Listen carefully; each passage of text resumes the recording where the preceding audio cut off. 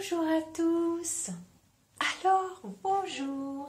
J'avais envie de poursuivre l'instant de lecture avec mes chachas sur le livre de d'Antoine de Saint-Exupéry, excusez-moi. Je fais plusieurs instants de lecture à la suite et du coup, des fois j'en perds ma langue. Et nous en étions au chapitre 2, vous vous souvenez, dans Terre des Hommes. C'était la catastrophe. À Noël, il s'était perdu au-dessus de la mer, blablabla. Donc nous allons poursuivre, puisque sur la chaîne, il n'y a pas que des personnes qui viennent regarder des vidéos de voyance. Il y a aussi des personnes qui s'intéressent à la lecture. Et je les remercie d'ailleurs. D'ailleurs, si vous voulez avoir accès à mes vidéos, être prévenu, il faut vous abonner à la chaîne. Vous mettez une adresse mail valide et vous recevrez une petite notification lorsque je poste une vidéo. Ça sert à ça, hein, les abonnements. Alors, les camarades, chapitre 2. Nous sommes donc à la page 36. Quelques camarades, dont Mermoz, fondèrent la ligne française de Casablanca à Dakar, à travers le Sahara insoumis. Les moteurs d'alors ne résistant guère, une panne livra Mermoz aux morts. Ils hésitèrent à le massacrer, le gardèrent 15 jours prisonnier, puis le revendirent. Et Mermoz reprit ses courriers au-dessus des mêmes territoires. Lorsque s'ouvrit la ligne d'Amérique, Mermoz, toujours à l'avant-garde, fut chargé d'étudier le tronçon de Buenos Aires à Santiago et après un sur le Sahara, de bâtir un pont au-dessus des Andes. Je n'ai pas trop compris la phrase, excusez-moi. On lui confia un avion qui plafonnait à 5200 mètres. Les crêtes de la cordillère s'élèvent à 7000 mètres. Et Mermoz décolla chercher Détroué. Après le sable, Mermoz affronta la montagne. Ces pics qui, dans le vent, lâchent leurs écharpes de neige. Ce pâlissement des choses avant l'orage. Ces remous si durs qui, subis entre deux murailles de roc, obligent le pilote à une sorte de lutte au couteau. Mermoz s'engageait dans ces combats sans rien connaître de l'adversaire, sans savoir si on sort en vie de telles étreintes. Mermoz essayait pour les autres. Enfin, un jour, à force d'essayer, il se découvrit prisonnier des Andes.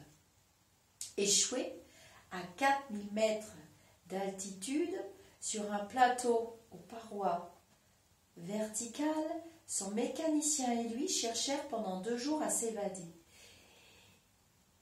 Ils étaient pris. Alors, ils jouèrent leur dernière chance, lancèrent l'avion vers le vide, rebondirent durement sur le sol inégal jusqu'au précipice où ils coulèrent. L'avion, dans la chute, prit enfin assez de vitesse pour obéir de nouveau aux commandes.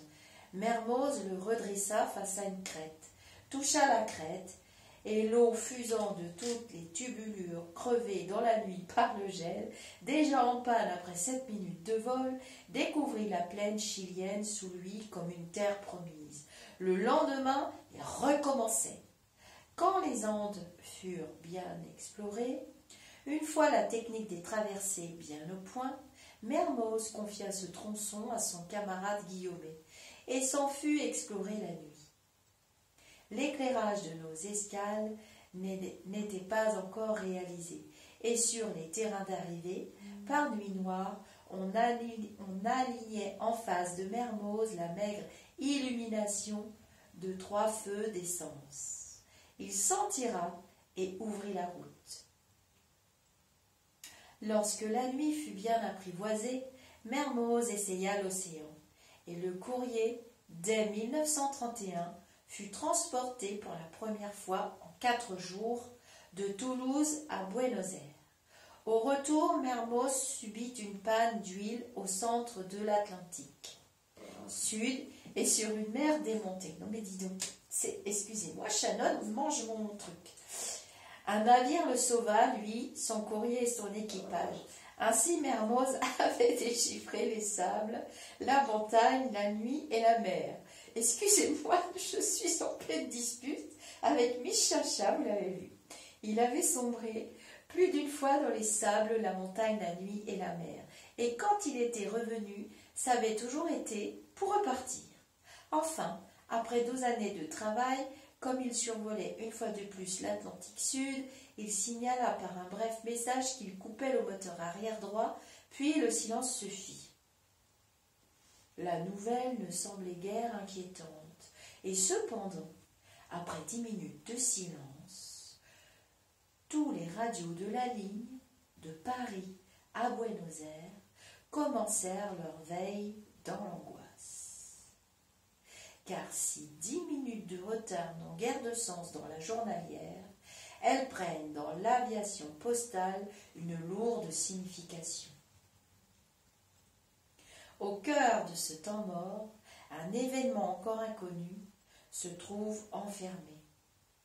Insignifiant ou malheureux, il est désormais révolu. La destinée a prononcé son jugement. Et contre ce jugement, il n'est plus d'appel. Une main de fer a gouverné un équipage vers l'amérissage sans gravité ou l'écrasement. Mais le verdict n'est pas signifié à ceux qui attendent. Lequel d'entre nous n'a point connu ces espérances de plus fragiles, ce silence qui empire minute en minute comme une maladie fatale? Nous espérions, puis les heures se sont écoulées, et peu à peu, il s'est fait tard. Il nous a bien fallu comprendre que nos camarades ne rentreraient plus, qu'ils reposaient dans cet Atlantique Sud dont ils avaient si souvent labouré le ciel. Mermoz, décidément, s'était retranché derrière son ouvrage, pareil au moissonneur qui, ayant bien lié sa gerbe, se couche dans son champ. Quand un camarade meurt ainsi, sa mort paraît encore un acte qui est dans l'ordre du métier, et, tout d'abord, blesse peut-être moins qu'une autre mort. Certes, il s'est éloigné, celui-là, ayant subi sa dernière mutation d'escale, mais sa présence ne nous manque pas encore en profondeur, comme pourrait nous manquer le pain. Nous avons en effet l'habitude d'attendre longtemps les rencontres, car ils sont dispersés dans le monde, les camarades de ligne, de Paris à Santiago du Chili, isolés un peu comme des sentinelles qui ne se parleraient guère. Il faut le hasard des voyages pour rassembler, ici ou là, les membres dispersés de la grande famille professionnelle. Autour de la table d'un soir, à Casablanca, à Dakar, à Buenos Aires, on reprend, après des années de silence, ces conversations interrompues. On se renoue aux vieux souvenirs, puis l'on repart. La terre ainsi est à la fois déserte et riche, riche de ces jardins secrets cachés, difficiles à atteindre, mais auxquels le métier nous ramène toujours, un jour ou l'autre. Les camarades, la vie, peut-être nous en écarte, nous empêche d'y beaucoup penser, mais ils sont quelque part, on ne sait trop où, silencieux et oubliés mais tellement fidèles. Et si nous croisons leur chemin, ils nous secouent par les épaules avec de belles flambées de joie. Bien sûr, nous avons l'habitude d'attendre, mais peu à peu, nous découvrons que le rire clair de celui-là, nous ne l'entendrons plus jamais. Nous découvrons que ce jardin-là nous est interdit pour toujours. Alors commence notre deuil véritable, qu'il est point déchirant mais un peu amer. Rien, jamais en effet, ne remplacera le compagnon perdu. On ne se crée point de vieux camarades. Rien ne vaut le trésor, tant de souvenirs communs, de tant de mauvaises heures vécues ensemble, de tant de brouilles, de réconciliations, de mouvements du cœur. On ne reconstruit pas ces amitiés-là. Il est vain, si l'on plante un chêne, d'espérer s'abriter bientôt sous son feuillage. Ainsi va la vie. Nous nous sommes enrichis d'abord. Nous avons planté pendant des années, mais viennent les années où le temps défait ce travail et déboise. Les camarades, un à un, nous retirent leur ombre, et à nos deuils se mêle désormais le regret secret de vieillir. Telle est la morale que Mermoz et d'autres nous ont enseignée. La grandeur d'un métier est peut-être avant tout d'unir des hommes. Il n'est qu'un luxe véritable, et c'est celui des relations humaines. En travaillant pour les seuls biens matériels, nous bâtissons nous-mêmes notre prison. Nous nous enfermons solitaires, avec notre monnaie de cendre qui procure rien qui vaille de vivre. Si je cherche dans mes souvenirs ceux qui m'ont laissé un goût durable, si je fais le bilan des heures qui ont compté, à coup sûr je retrouve celles que nulle fortune ne m'eût procurées. On n'achète pas l'amitié d'un Mermoz, d'un compagnon que les épreuves vécues ensemble ont lié à nous pour toujours. Cette nuit de vol et ces 100 000 étoiles, cette sérénité, cette souveraineté de quelques heures, l'argent ne les achète pas. Cet aspect neuf du monde après l'étape difficile, ces arbres, ces fleurs, ces femmes, ces sourires fraîchement colorés par la vie, qui vient de nous être rendu à l'aube, ce concert de petites choses qui nous récompensent. L'argent ne les achète pas. Ni cette nuit vécue en dissidence et dont le souvenir me revient. Nous étions 3 équipages de l'aéropostale échoués à la tombée du jour sur la côte de Rio de Oro. Mon camarade Riguel s'est posé d'abord à la suite d'une rupture de bielle. Un autre camarade, Bourga, avait atterri à son tour pour recueillir son équipage, mais une avarie sans gravité l'avait aussi cloué au sol. Enfin, j'atterris. Mais quand je survins, la nuit tombait. Nous décidâmes de sauver l'avion de Bourga et afin de mener à bien la réparation d'attendre le jour.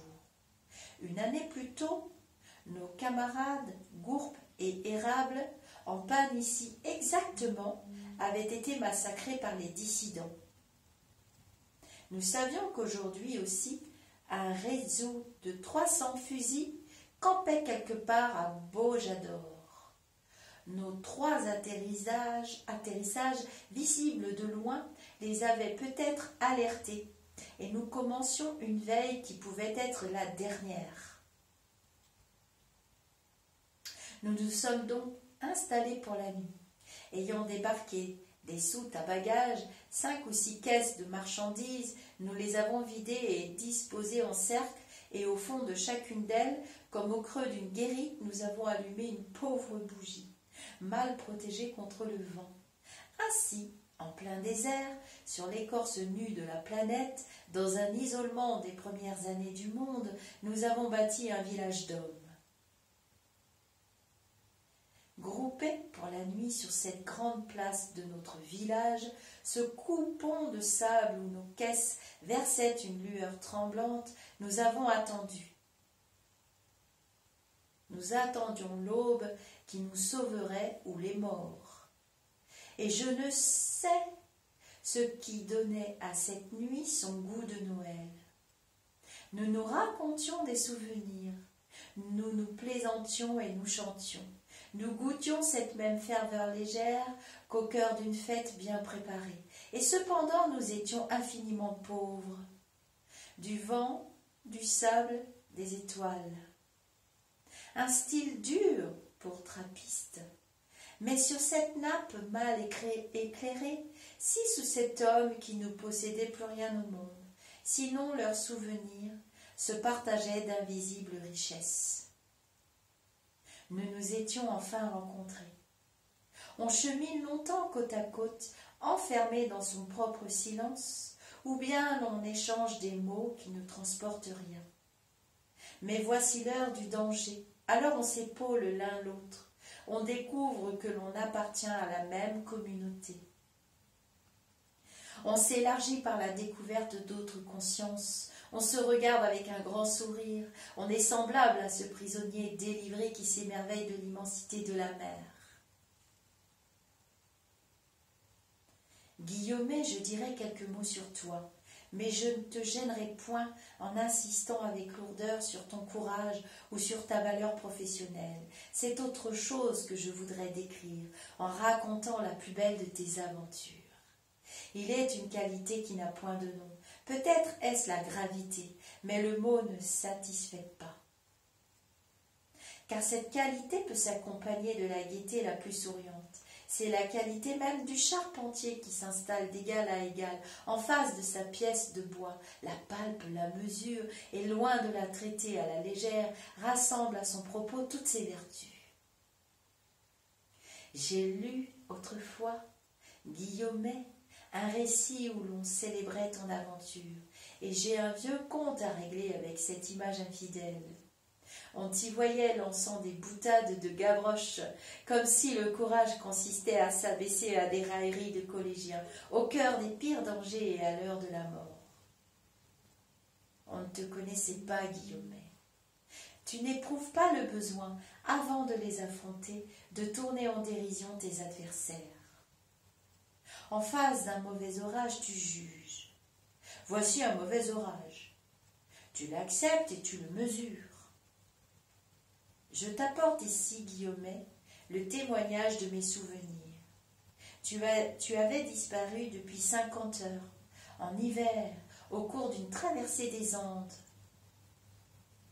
Rentrant au fond de la Patagonie, je rejoignis le pilote Delay à Mendoza. L'un et l'autre, 5 jours durant, nous fouillâmes en avion cet amoncellement de montagnes, mais sans rien découvrir. Nos 2 appareils ne suffisaient guère. Il nous semblait que sans escadrille, naviguant pendant 100 années, n'eussent pas achevé d'explorer cet énorme massif dont crête s'élève jusqu'à 7000 mètres. Nous avions perdu tout espoir.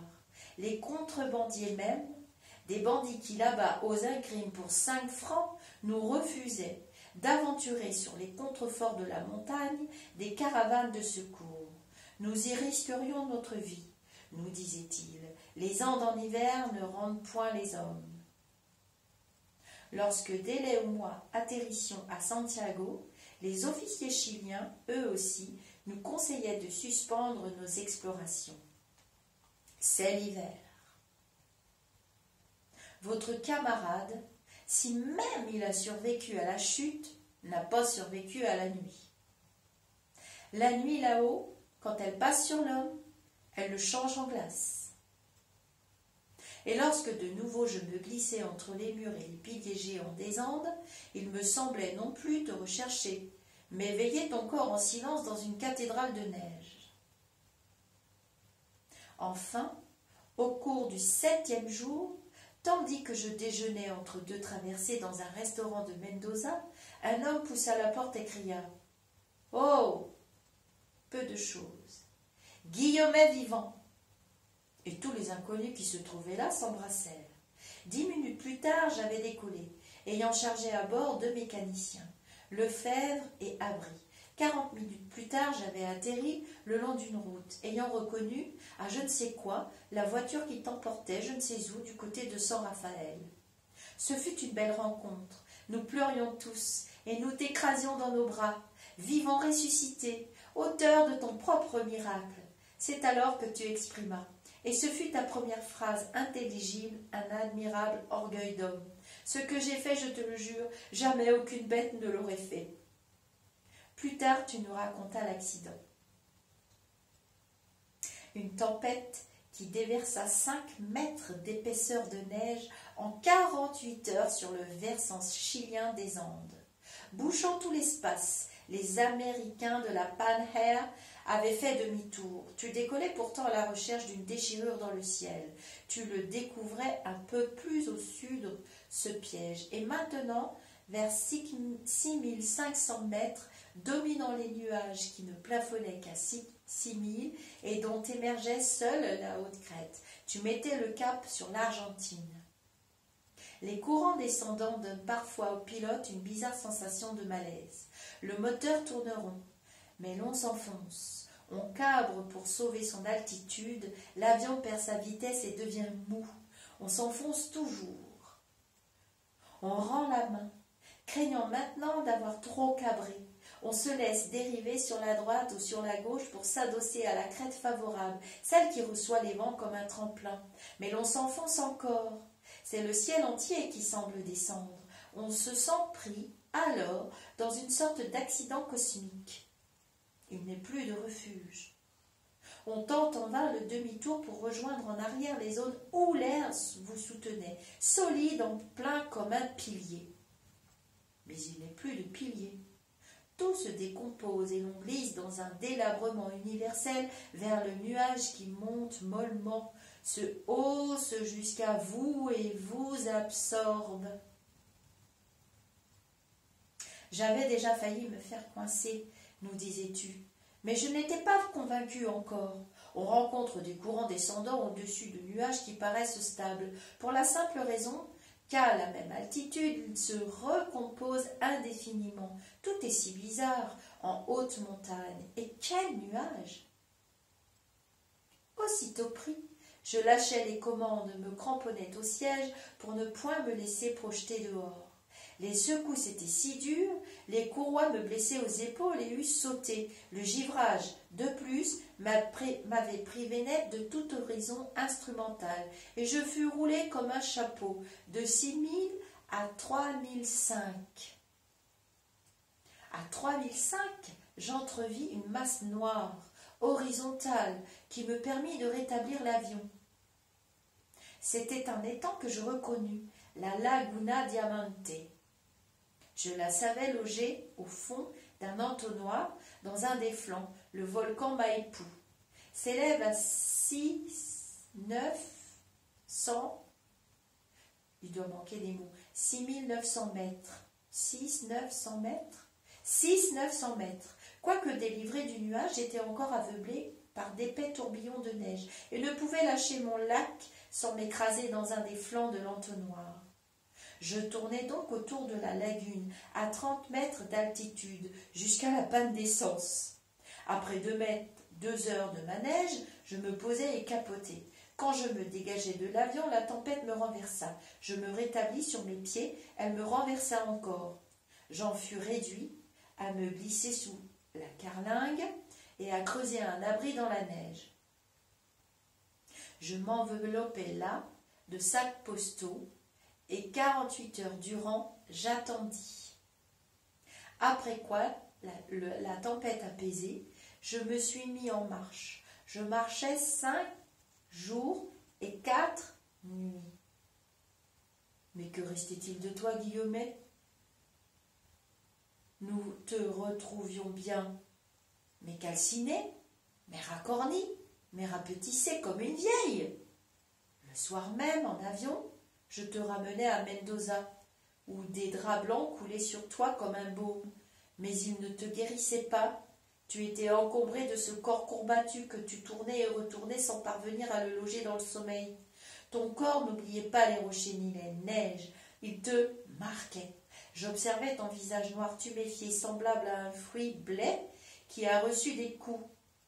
Tu étais très laid et misérable, ayant perdu l'usage des beaux outils de ton travail. Tes mains demeuraient gourdes, et quand pour respirer tu t'asseyais sur le bord du lit, tes pieds gelés pendaient comme 2 pois morts. Tu n'avais même pas terminé ton voyage. Tu haletais encore, et lorsque tu te retournais contre l'oreiller pour chercher la paix, alors une procession d'images que tu ne pouvais retenir, une procession qui s'impatientait dans les coulisses, aussitôt se mettait en branle sous ton crâne.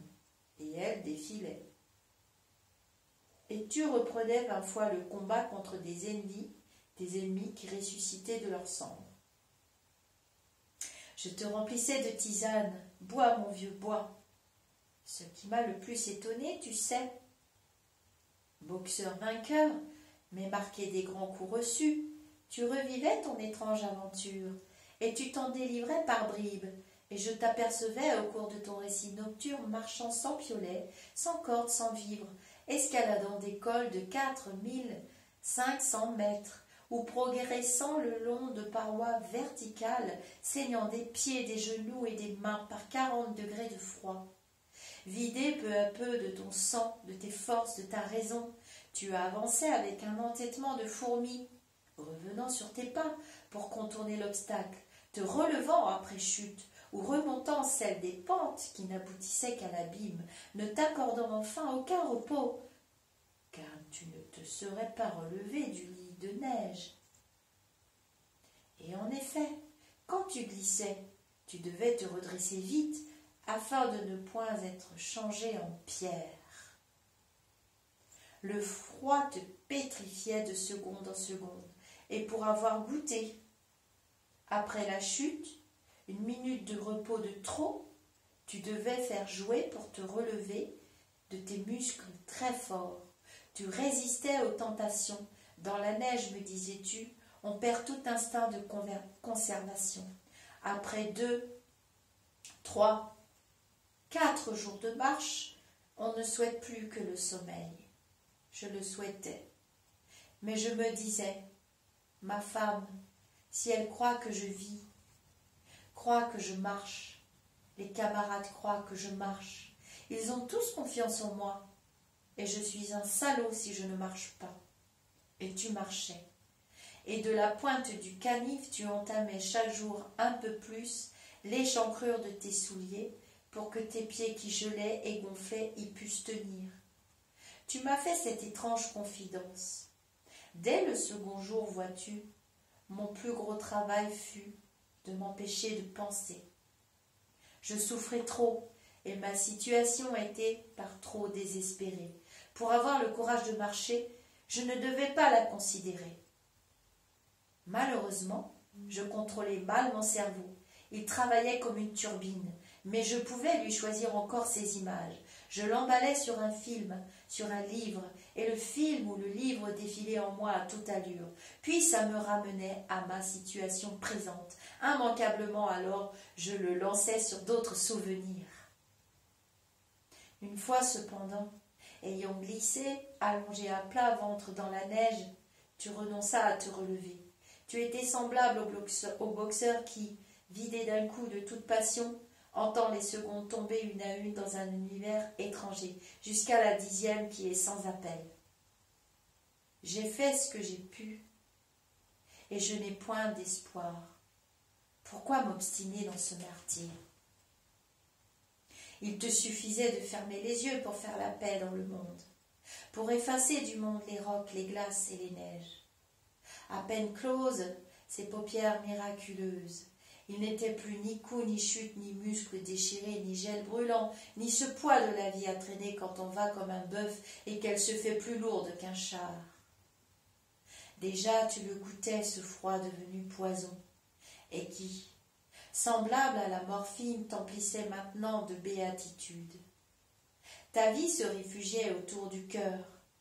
Quelque chose de doux et de précieux se blottissait au centre de toi-même. Ta conscience, peu à peu, abandonnait les régions lointaines de ce corps qui, bête jusqu'alors, gorgé de souffrance, participait déjà de l'indifférence du marbre. Tes scrupules même s'apaisaient. Nos appels ne t'atteignaient plus, ou, plus exactement, se changeaient pour toi en appels de rêve. Tu répondais heureux par une marche de rêve, par de longues enjambées faciles, qui t'ouvraient sans effort les délices des plaines. Avec quelle aisance tu glissais dans un monde devenu si tendre pour toi. Ton retour, Guillaumet, tu décidais, avare, de nous le refuser.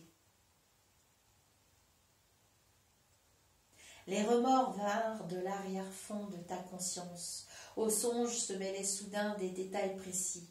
Je pensais à ma femme. Ma police d'assurance lui épargnerait la misère. Oui, mais l'assurance. Dans le cas d'une disparition, la mort légale est différée de 4 années. Ce détail t'apparut éclatant, effaçant les autres images. Or tu étais étendu à plat ventre sur une forte pente de neige. Ton corps, l'été venu, roulerait dans cette boue vers une des 1000 crevasses des Andes. Tu le savais. Mais tu savais aussi qu'un rocher émergeait à 50 mètres devant toi. J'ai pensé, si je me relève, je pourrais peut-être l'atteindre. Et si je cale mon corps contre la pierre l'été venu, on le retrouvera. Une fois debout, tu marchas 2 nuits et 3 jours. Mais tu ne pensais guère aller loin.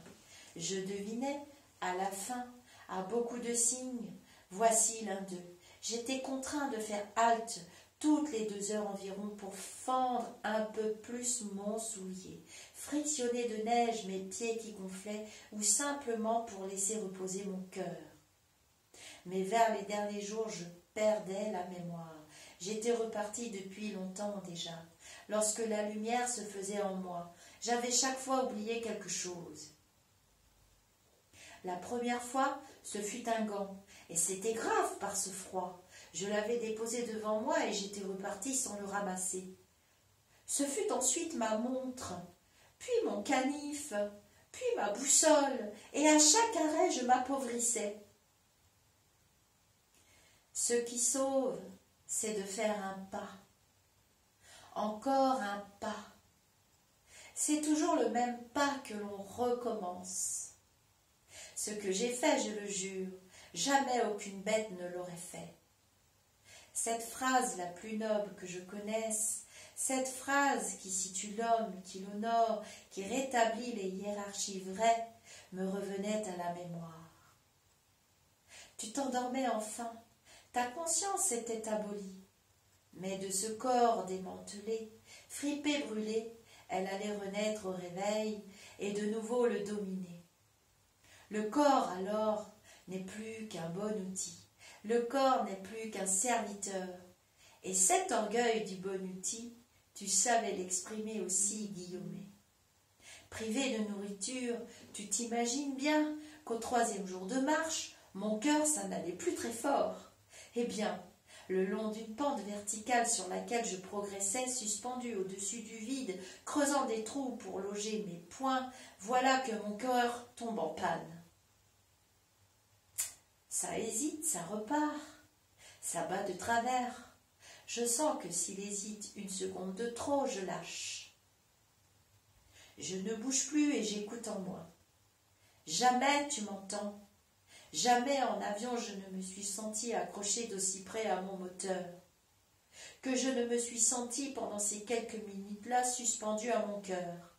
Je lui disais « Allons, un effort, tâche de battre. Encore et encore !» Mais c'était un cœur de bonne qualité.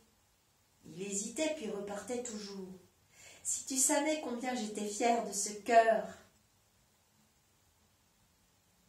Dans la chambre de Mendoza où je te veillais, tu t'endormais enfin d'un sommeil essoufflé, et je pensais, si on lui parlait de son courage, Guillaumet hausserait les épaules. Mais on le trahirait aussi, en célébrant sa modestie. Il se situe bien au-delà de cette qualité médiocre. S'il hausse les épaules, c'est par sagesse. Il sait qu'une fois pris dans l'événement, les hommes ne s'en effraient plus. Seul l'inconnu épouvante les hommes. Mais pour quiconque l'affronte, il n'est déjà plus l'inconnu. Surtout si on l'observe avec cette gravité lucide, le courage de Guillaumet avant tout est un effet de droiture. Sa véritable qualité n'est point là. Sa grandeur, c'est de se sentir responsable. Responsable de lui, du courrier et des camarades qui espèrent. Il tient dans ses mains leur peine ou leur joie. Responsable de ce qui se bâtit de neuf là-bas, chez les vivants, à quoi il doit participer. Responsable un peu du destin des hommes dans la mesure de son travail. Il fait partie des êtres larges qui acceptent de couvrir de larges horizons de leur feuillage. Être homme, c'est précisément être responsable. C'est connaître la honte en face d'une misère qui ne semblait pas dépendre de soi. C'est être fier d'une victoire que les camarades ont remportée. C'est sentir en posant sa pierre que l'on contribue à bâtir le monde. On veut confondre de tels hommes avec les toréadors ou les joueurs. On vante leur mépris de la mort. mais je me moque bien du mépris de la mort. S'il ne tire pas ses racines d'une responsabilité acceptée, il n'est que signe de pauvreté ou d'excès de jeunesse. J'ai connu un suicidé jeune. Je ne sais plus quel chagrin d'amour l'avait poussé à se tirer soigneusement une balle dans le cœur. Je ne sais à quelle tentation littéraire il avait cédé en habillant ses mains de gants blancs. Mais je me souviens d'avoir ressenti en face de cette triste parade une impression non de noblesse mais de misère. Ainsi, derrière ce visage aimable, sous ce crâne d'homme, il n'y avait rien eu, rien, sinon l'image de quelque sotte petite fille semblable à d'autres. Face à cette destinée maigre, je me rappelais une vraie mort d'homme, celle d'un jardinier qui me disait « Vous savez, parfois je suais quand je bêchais, mon rhumatisme tirait la jambe, et je pestais contre cet esclavage. Eh bien, aujourd'hui, je voudrais bêcher, bêcher dans la terre. Bêcher, ça me paraît tellement beau. On est tellement libre quand on bêche. Et puis, qui va tailler aussi mes arbres? » Il laissait une terre en friche. Il laissait une planète en friche. Il était lié d'amour à toutes les terres et à tous les arbres de la terre. C'était lui le généreux, le prodigue, le grand seigneur. C'était lui, comme Guillaumet, l'homme courageux, quand il luttait au nom de sa création contre la mort. Terre des hommes.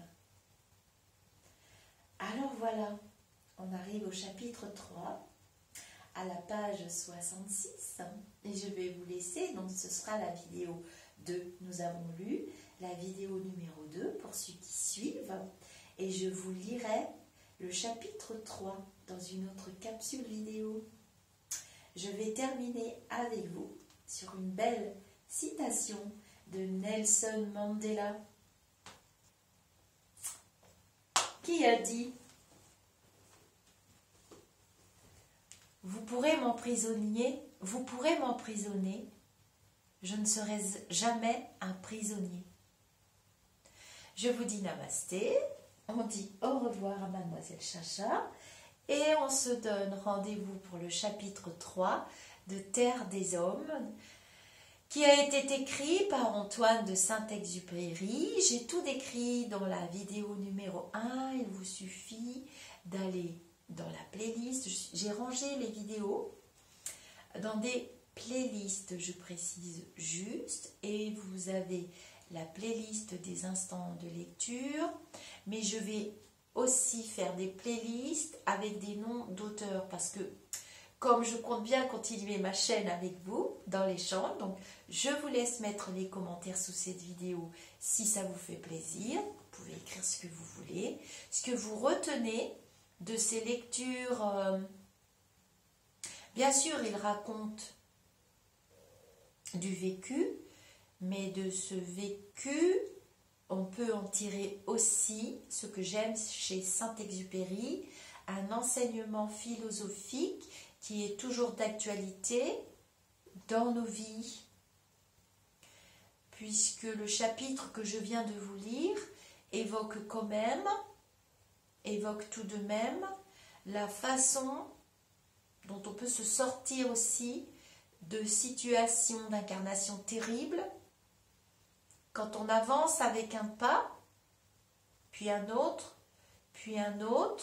et puis comment on peut se laisser envahir par notre mental, comment le cœur peut se comporter, comment le corps peut affronter, comment le mental peut devenir contrôlant, ou comment nous pouvons nous contrôler notre mental. Et c'est pour ça que je tiens beaucoup à ces instants de lecture, que je tiens beaucoup à ces échanges entre nous. Je vous dis à très vite, donc c'est la vidéo numéro 2.